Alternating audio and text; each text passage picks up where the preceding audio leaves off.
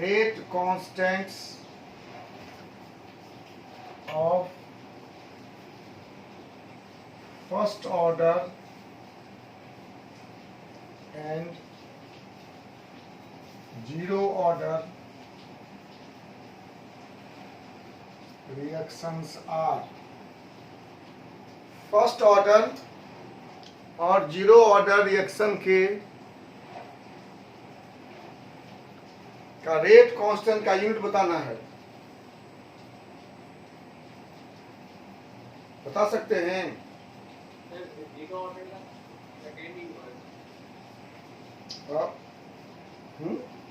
ठीक से बोलो।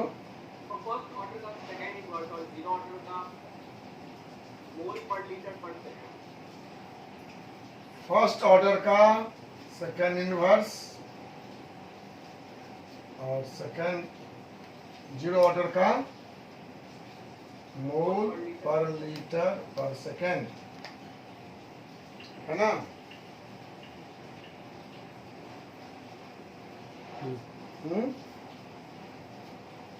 ठीक है। इस बात को याद रखिए।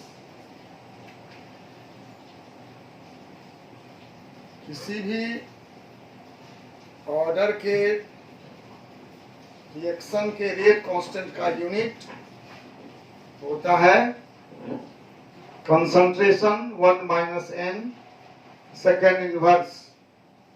इन जनरल हम लिखेंगे concentration power 1 minus n second inverse. Concentration क्या होता है? Mole per litre 1 minus n second inverse. तो for zero order n equal to 0 क्या होगा? मोल per litre power 1 second inverse. ये हो गया मोल पर लीटर पर सेकेंड। और फर्स्ट ऑर्डर के लिए n इक्वल टू 1 क्या होगा? मोल per litre 1 minus 1 power 0 second inverse. Anything power 0 is 1, ये बच गया सेकेंड इनवर्स। नहीं, ये बात याद रखिए आप। ये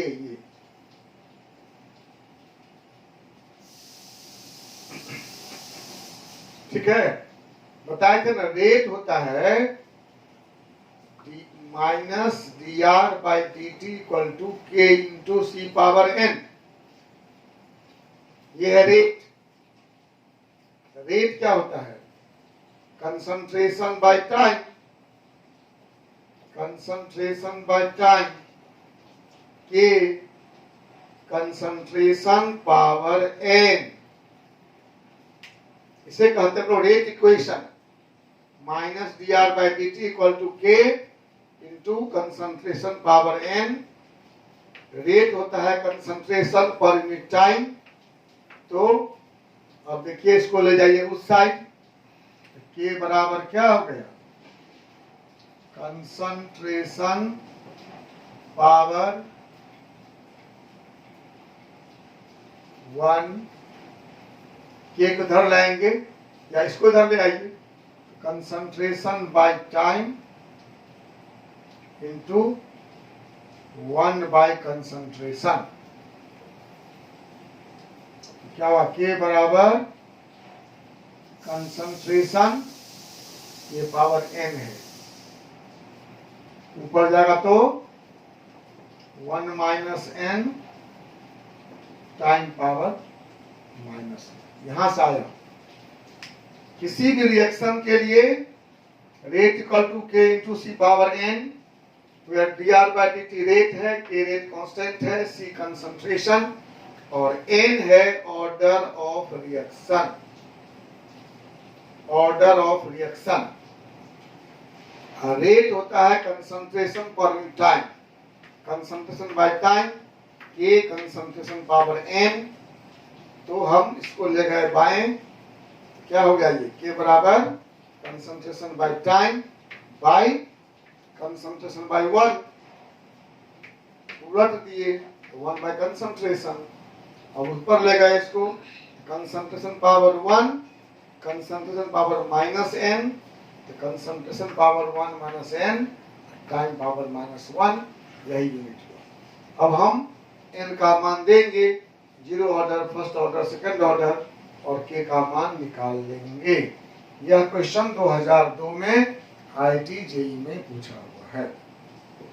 ठीक है, अब सोच लो कितना आसान क्वेश्चन पूछता है, लेकिन शर्त है कि आपको ये याद होना चाहिए, ये याद होना चाहिए, या तो ये याद रहे इसे निकाल सकें, चाहिए याद रहे।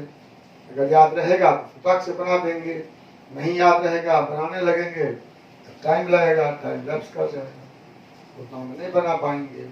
यही बात मैं हर दिन कहा करता हूं आप लोगों को कि compete करने के लिए सिर्फ ज्ञान की नहीं, प्रैक्टिस की भी जरूरत है। क्वेश्चन पढ़ते ही हमारे दिमाग में आ जाए कि हम इसका आंसर कहां से लाएंगे। ठीक है, चल हम ये क्वेश्चन आपको दिखा रहे हैं ताकि आपको पता चले कि आपको पढ़ना किस तरह से है, कैसे पढ़ने से आपका बन जाएगा। दूसरा क्वेश्चन है, ये भी 2002 का ही है,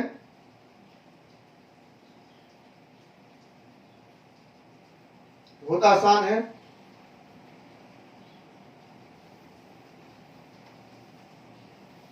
दूसरा क्वेश्चन तो और भी आसान है बच्चा वाला।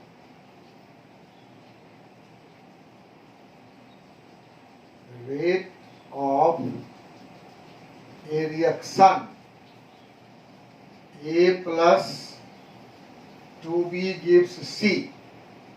रिएक्शन है A plus 2B gives C। Rate दिया हुआ है, rate equal to K into A concentration B का स्क्वायर। आपसे पूछता है ऑर्डर ऑफ रिएक्शन, बता सकते हैं? ऑर्डर 3, हाँ, ऑर्डर 2 प्लस 1 3 हो जाएगा। 3 हो जाएगा पक्का, पता है आप लोगों को? हाँ, ऑर्डर होगा 1 प्लस 2 इक्वल टू 3। ऑर्डर क्या होता है? ऑर्डर होता है सम of powers of concentration term present in the rate equation। या एक्सप्रेशन जो लिखा हो, रेट इक्वेशन कहे, रेट एक्सप्रेशन कहे की बात याद रखेगा, कंफ्यूज नहीं करिएगा।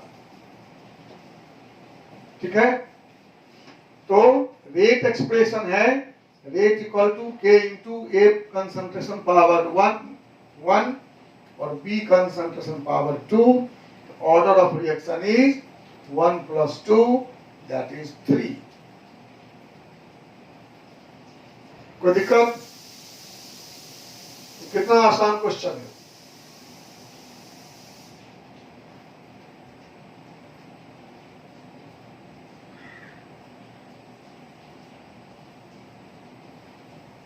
तीसरा क्वेश्चन है, the formation of gas at the surface of tungsten due to absorption is the reaction of which order. Question है, the formation of gas layer at the surface of tungsten due to adsorption। ठीक है, is of the order of। बताइए, यहां पर आपको दिमाग लगाना है।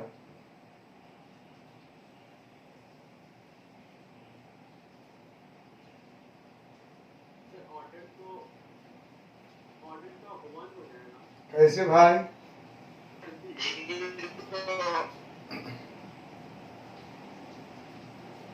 टंगस्टन के सरफेस पर जो गैस का एब्जॉर्प्शन होगा वह किस पर डिपेंड करेगा? Only at surface area. Surface area पर डिपेंड करेगा, यह गैस के कंसंट्रेशन से इंडिपेंडेंट होगा, क्योंकि सरफेस एरिया बढ़ा दोगे तो गैस का प्रेशर चेंज कर जाएगा। So this is zero order reaction. Any absorption at the surface of metal is a zero order reaction. It depends on surface of the metal, not on the pressure of the gas. Photochemical reaction zero order reaction है, जो light के intensity पर depend करता है। उसी तरह से absorption भी सारा जीरो ऑर्डर रिएक्शन है।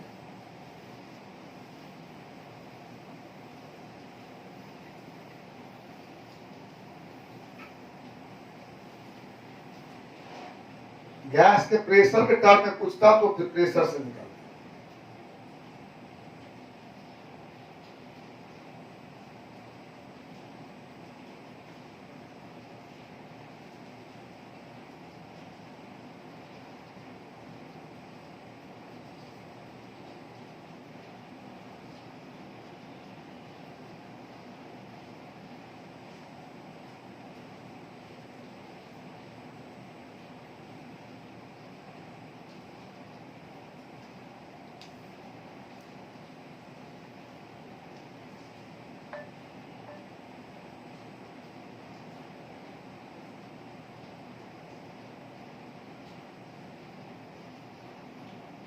नेक्स्ट है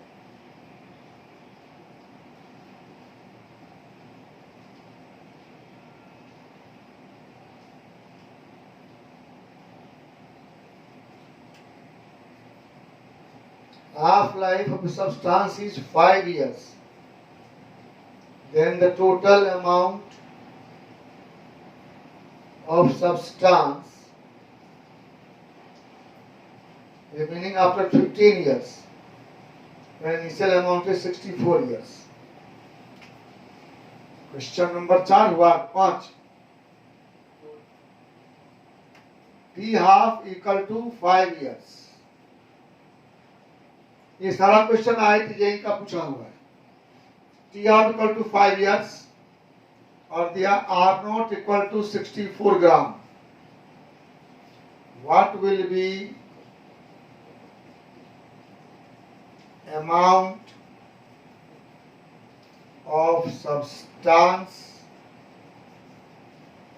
left after 15 years? किसी सब्सटेंस का हाफ लाइफ है 5 साल। कहता है 64 ग्राम अगर इनिशियल सब्सटेंस था तो 15 इयर्स के बाद कितना बचेगा? उसको आप दो तरह से निकाल सकते हैं। ऐसे भी निकाल सकते हैं, 64 ग्राम है, 5 इयर्स में 32 ग्राम, अगले 5 इयर्स में 16 ग्राम और अगले 5 इयर्स में 8 ग्राम। ऐसे भी निकाल सकते हैं, लेकिन हम आपको एक तरीका बताए थे, क्या? Fraction remained equal to half power n, where n is t by t half। किसी भी रेडियोएक्टिव सब्सटेंस का कितना फ्रैक्शन बचेगा वो निकाल सकते हैं। Fraction equal to half power n, where n is t by t half। लेकिन शर्त है, इस फॉर्मूला से तब बनाएंगे जब t और t half whole number multiple होंगे। जैसे t हाफ है 5 इयर्स और t है 15 इयर्स, तो बना सकते हैं। और t रहता 16 इयर्स तो तब बनाते के वाला फॉर्मूला से। ठीक है, तो n कितना हुआ इस सवाल में? 15/5 इक्वल टू 3। फ्रैक्शन कितना होगा? हाफ पावर 3 मतलब 1/8। 1/8 पार्ट बचेगा। कितना था? 64 ग्राम। तो रिमेन्ड अमाउंट कितना होगा? 64 का 1/8, 64 इंटू 1/8 दैट इज 8। दोनों तरीका से बना सकते हैं, जो आपको आसान लगे उससे बनाइए।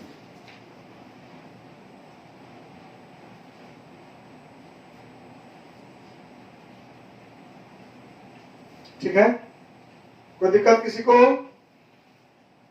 जाने सब जो आप पूछा करो, ऐसे हाँ हाँ नहीं करो। हम सिखाना चाहते हैं कि सवाल कैसे तुम लोग टैकल करोगे। सवाल बनाने से ज्यादा मेरा फोकस है how to tackle a problem.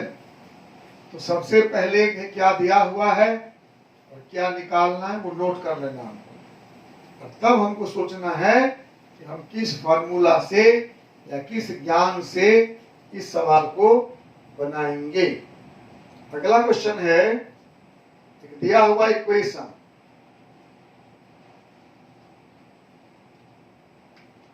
Equation है RT equal to log C0 minus log C1। Question, the straight line graph is obtained by plotting. क्या प्लॉट करने पर स्ट्रेट लाइन ग्राफ मिलेगा? R इंटू टी बराबर log C0 minus log C1। क्या plot करने पर, क्या प्लॉट करने पर स्ट्रेट लाइन ग्राफ मिलेगा?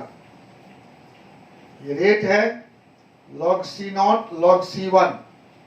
तो स्पष्ट है कि C0 इनिशियल कंसंट्रेशन है, ये कांस्टेंट होगा नहीं।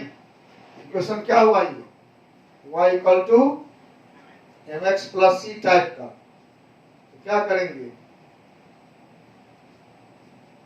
log C1 और RT के बीच ग्राफ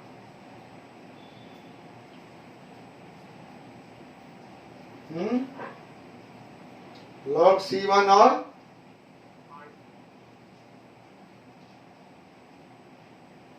R तो वो कांस्टेंट होगा, t टाइम लेंगे, सही कहे। ये हो गया y बराबर mx plus C type equation. ये होगा y, ये होगा mx, ये होगा c। ठीक है, इसके बीच हम ग्राफ खींचेंगे।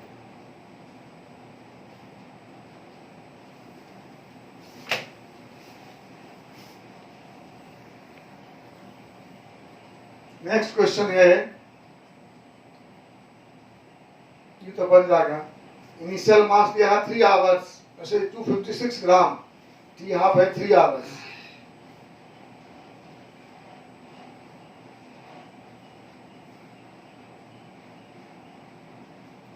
एटीन आवर्स के बाद कितना बचेगा? 2003 में पूछा है। 2003 का क्वेश्चन है, इनिशियल मास है 256 ग्राम, टी हाफ दिया हुआ है 3 आवर्स, और टी दिया हुआ है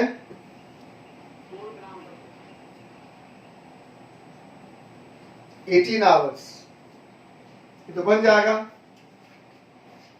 R0 256 ग्राम, T half 3 hours, T 18 hours. तो कितना फ्रैक्शन बचेगा? n निकालेंगे, t बाई टी हाफ ना हुआ 18/3 equal to 6।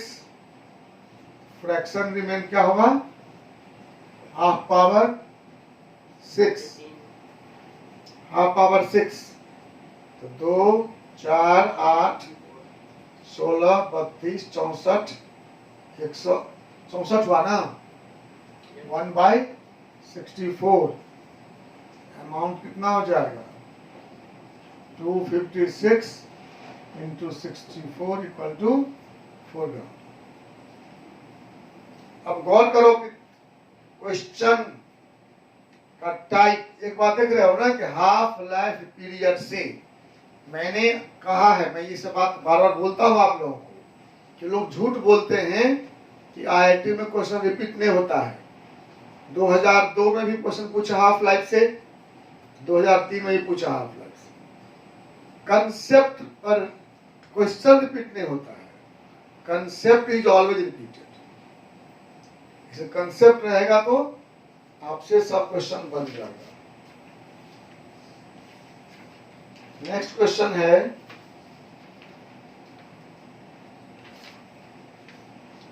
for the reaction 2NO gas plus O2 gas 2NO2 gas, question number 8। Reaction है 2NO gas plus O2 gas gives you 2NO2 gas. इस reaction में volume is suddenly reduced to half its volume by increasing the pressure on it। कहता है इसका volume V0/2 हो गया। The reaction is of first order with respect to O2 and second order with respect to NO, the rate of reaction will be, कहता है rate of reaction है rate equal to K into NO power, rate of reaction is first order O2 में, second order NO में, second O2 में 1। ध्यान दीजिए, कहता है कि रेट एक रिएक्शन है 2NO gas plus O2 gas 2NO2 gas. Suddenly इसका वॉल्यूम प्रेशर बढ़ाकर हाफ कर दिया गया और रिएक्शन का रेट है K equal to NO power 2 O2 power 1। तो बताइए इसके रेट पर क्या असर होगा? रेट कितना गुना बढ़ जाएगा या घट जाएगा या सेम रहेगा? 1/8 हो जाएगा। हाँ, 1/8 1/8 टाइम बढ़ जाएगा या घट जाएगा? बढ़ जाएगा। पक्का कंफर्म है? आप लोग बताइए। वॉल्यूम अगर हाफ हो गया तो कंसंट्रेशन दूना हो गया ना। C क्या होता है? N/V। तो अगर ये तो C1 कितना हो जाएगा? ये मान लो C0 था पहले, N/ कितना V0/2 ना, कितना हो गया बताइए? दूना हो गया ना। C1 C0 का दूना हुआ ना, दिख रहा है। वॉल्यूम हाफ करेंगे कंसंट्रेशन डबल हो जाएगा, तो रेट हो जाएगा rate equal to K into NO का जो कंसंट्रेशन है, मान लो पहले X था, ये 2X हो जाएगा, और ये जो Y था मान लो तो ये भी 2Y हो जाएगा। तो क्या हो जाएगा? K into 4X square into 2Y बराबर K into 8X square Y होगा ना। 8 गुना बढ़ गया, घटेगा नहीं। 8 टाइम आप प्रेशर बढ़ा के वॉल्यूम को हाफ कर रहे हैं, तो वॉल्यूम जैसे हाफ हुआ तो कंसंट्रेशन डबल हो गया। और रेट है, ये वैसे भी देख के बना सकते थे कि ये सेकंड ऑर्डर है और इसमें फर्स्ट ऑर्डर है, तो अगर ये डबल हो गया तो रेट 4 टाइम बढ़ जाएगा, ये डबल हो गया तो रेट 2 टाइम बढ़ गया, टोटल रेट 8 टाइम्स बढ़ जाएगा। कोई दिक्कत?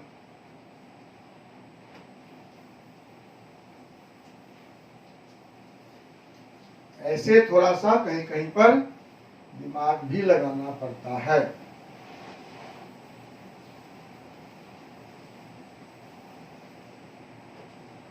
चलिए नेक्स्ट क्वेश्चन है,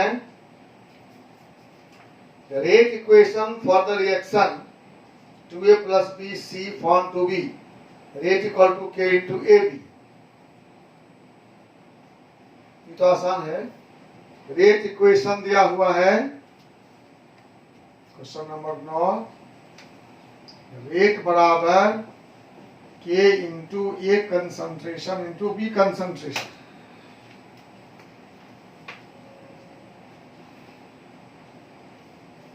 उसका करेक्ट स्टेटमेंट क्या है? पहला स्टेटमेंट है यूनिट ऑफ के मस्ट बी सेकंड इनवर्स। पहला ऑप्शन है यूनिट ऑफ के बराबर सेकंड इनवर्स, सही है? नो, ये सेकंड ऑर्डर रिएक्शन हुआ, इसका यूनिट के बराबर सेकंड इनवर्स नहीं हो सकता है। क्या होगा इसका यूनिट, बताइए। सेकेंड ऑर्डर रिएक्शन का यूनिट क्या होगा? अभी बताए हैं। हाँ, लीटर पर मोल पर सेकेंड, लीटर पर मोल पर सेकेंड। क्या निकाले थे अभी? के बराबर concentration 1 minus N second inverse. N का मान 2 है, कंसंट्रेशन -1 सेकंड इनवर्स। कंसंट्रेशन है mole per litre -1 second inverse. Mole inverse litre second inverse, या सीधे लिखिए लीटर मोल इनवर्स, जैसे लिखिए आपकी मर्जी। तो आई होप इसका आप खोल लेंगे। दूसरा ऑप्शन था values of K independent of the initial concentration of A and B. हाँ बताइए। दूसरा है K is independent of initial concentration of A and B. ये गलत है या सही है? के का यूनिट ए और बी के इनिशियल कंसंट्रेशन पर डिपेंड करेगा क्या? हाँ या नहीं? के कंसंट्रेशन पर डिपेंड करता है? के कंसंट्रेशन पर डिपेंड नहीं करता है। K is constant, it depends only on ये लीटर पर मोल पर सेकंड यूनिट हुआ ना। अब इसमें कितना एक मोल है या 9 मोल, उसे क्या मतलब? यूनिट को कंसंट्रेशन से कोई मतलब नहीं है। So this statement is correct. तीसरा है rate of formation of C is twice the rate of disappearance of A. Question था 2A plus B gives you C। तो ऑप्शन है rate of formation of C is twice the rate of disappearance of A। मतलब जितना A disappear हो रहा है उसका दूना C बन रहा है, सही है क्या? जितना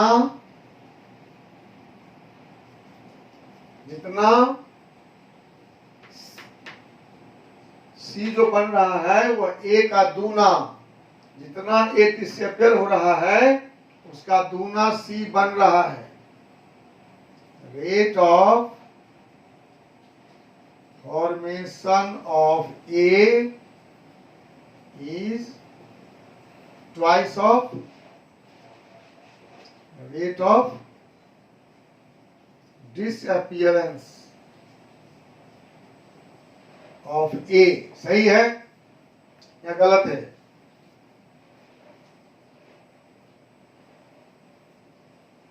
बताइए। सही है सर। सही है। जितना A खर्च होगा उसका दूना C बनेगा। रेट ऑफ रिएक्शन में क्या लिखे थे याद करिए, rate of reaction equal to -1/2 dA/dt बराबर -dB/dt बराबर प्लस dC/dt। अब बताओ कि C जितना बन रहा है वो जितना एक खर्च होता है उसका दूना है।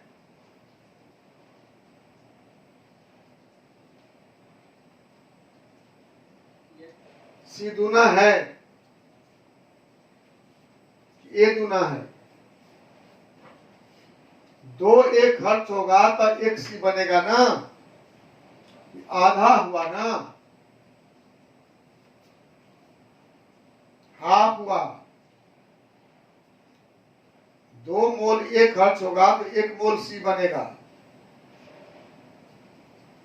ये हुआ rate of disappearance of A. देखिए इसको बनाइए, rate of disappearance of A बराबर होगा 2 into rate of A formation of सी।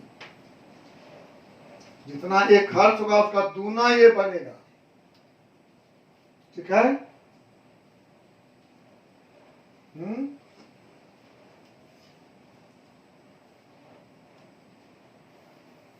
चलिए नेक्स्ट है हाफ लाइफ का है, बना ही लोगे।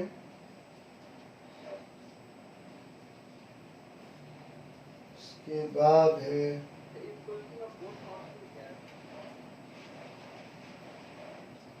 यहाँ पर बहुत क्वेश्चन है।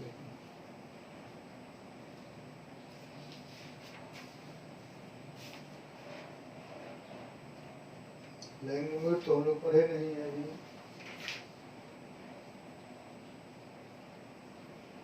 रेट ऑफ डिसअपियरेंस से ही क्वेश्चन है। अब एब्जॉर्प्शन पे चला गया। इतना ही क्वेश्चन है मेन। हाँ, इसका फोर्थ ऑप्शन नहीं, फोर्थ ऑप्शन था T half. T half is a constant. Fourth option था T half is a constant.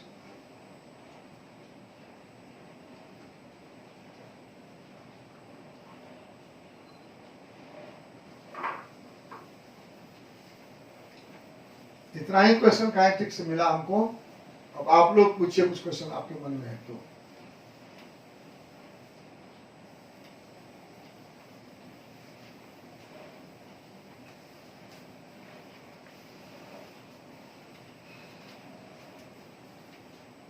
किसी के पास क्वेश्चन है? बनाए हो?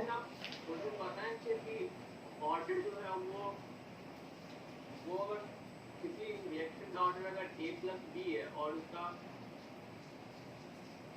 तो वो मॉलिक्यूलरिटी के इक्वल नहीं हो सकता, हो भी सकता है, तो वो बता दिए थे कि जो एलिमेंट्री रिएक्शन है सिंगल स्टेप प्रोसेस, उसका ऑर्डर मोलिकुलरिटी सेम होता है।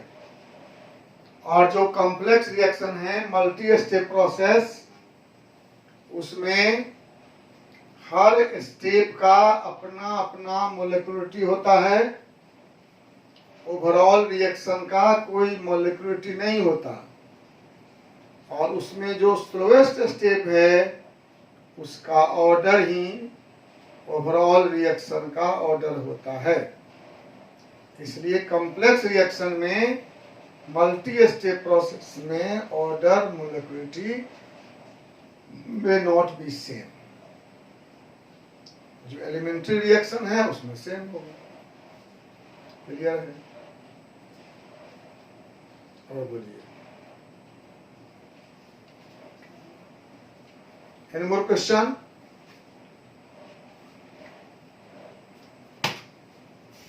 Yes, हाँ बोलो।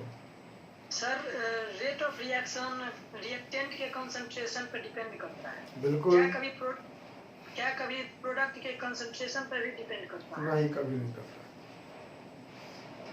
प्रोडक्ट रिएक्शन में क्यों भाग लेगा, उस पर डिपेंड करेगा।